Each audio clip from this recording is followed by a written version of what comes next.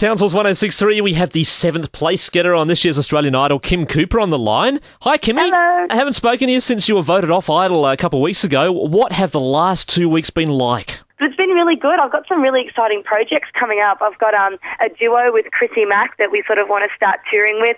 I'm back working on my album again, so I'm looking at some tracks there for some inspiration, and I head back to the grand final soon as well. So that'll be good too, and you've got some friends from Townsville coming with you to support you for that, so that'll be a lot of fun. Yeah, I do. I've got Tracy from the Voice Singing School and Luke from the Voice, and then some of my best girlfriends as well. Well, you said you've been doing a lot of interviews over the last couple of weeks. What have people been asking you about the most since you left? People have been asking who I think's going to win and asking me about JD. I bet you didn't thank JD for all his encouragement and support when you left. No, I thanked him for his constructive criticism and respected his educated opinion. Yeah. What about that? The story was on news.com.au a week ago that you had admitted you were a bisexual, but you kept it secret while you were on Idol to get the most votes. Is that true? Yeah, it was sort of something that I was confronted with, and look, I think it's a very personal thing that's helped me develop into the person that I am today and the artist that I am today, and I sort of felt no reason on the show to flaunt it. I didn't deny it nor flaunt it. It was just something from my past, and same as when I came out on Idol, that was when I finished, that was the first time I'd actually been inquired about it, so I spoke truthfully. But look, it's as I said, it's just something that makes me who I am, and they sort of took that and ran with it and turned it into this big thing, which it really was never meant to be. But see, the media, they try to be controversial, they try to grasp on things like that, and they do. Has it been hard talking about, your upbringing, your parents, the alcohol addiction, things like that, things that are really personal, having to talk to the media about that? Well, look, I wouldn't say I had an alcohol addiction at all.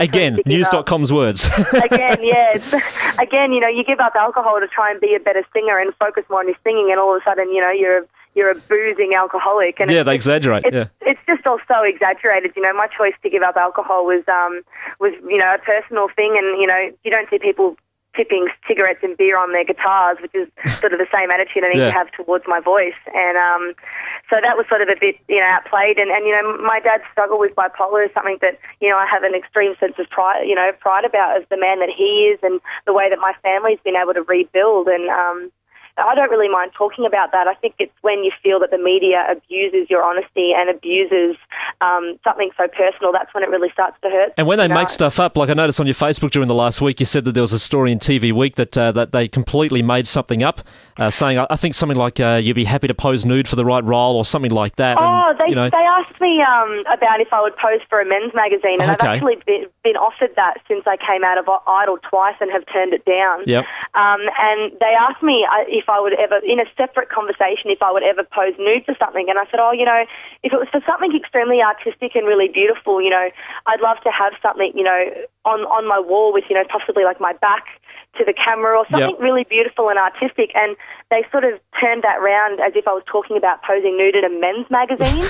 And it just made me so angry again. I would never pose nude for a men's magazine. That's disgusting. Like, it just wouldn't happen. I would never pose nude in that sort of sense, like in a nudity way at all, ever. Yeah, so then you get furious when you read the magazine and say, what? I didn't say that. They've twisted it. Exactly, especially when I'm turning down offers to be on the cover of men's magazines, It goes against all the positive decisions I'm trying to make when TV Week goes and does that. But best thing I can do is keep my head held high and keep making the right decisions and hope that actions speak louder of words. And, people don't see me on the cover of men's magazines, and I don't pose nude, and I don't run around trying to get close to celebrities. Eventually my integrity and my character will come out. Now, on to something more positive. You performed in front of your home crowd last weekend at the Full Noise Festival. Luke Pickler said it was amazing. Of course, he's biased, being your best friend. But how'd you go there? Did you enjoy it? Oh, man, it was so much fun. It was the first performance I've done since being off Idol, and I didn't have three people ready to judge my every move. Every move. It was just phenomenal. And I was up there for a good 45 minutes with Kim5, and it was just such a high-energy sort of celebration, I guess, of being off Idol. And it was back to what I'm good at, back at performing and performing to a crowd and really doing what I do best, not sort of feeling like I'm in a weird genre and I've only got a minute and a half and everything has to be perfect. And I just felt so back to myself. It was amazing. Yeah, feeding off the energy and everything like that. Now, I know you'll still be watching Idol because you became good friends, of course, with the other contestants. And tomorrow night's show should be good. Special guest Benji and Joel Madden from Good Charlotte. I know, I'm so jealous. I spoke to James the other day and he just said this week has been crazy for them. They've been doing appearances and charity events, and when I met Benji and Joel, it's just, oh man, they've had the craziest week. All right, thanks for your time this morning, Kimmy. Have a great week. Thanks so much, Lucas. That's Kim Cooper, Townsville's 106.3.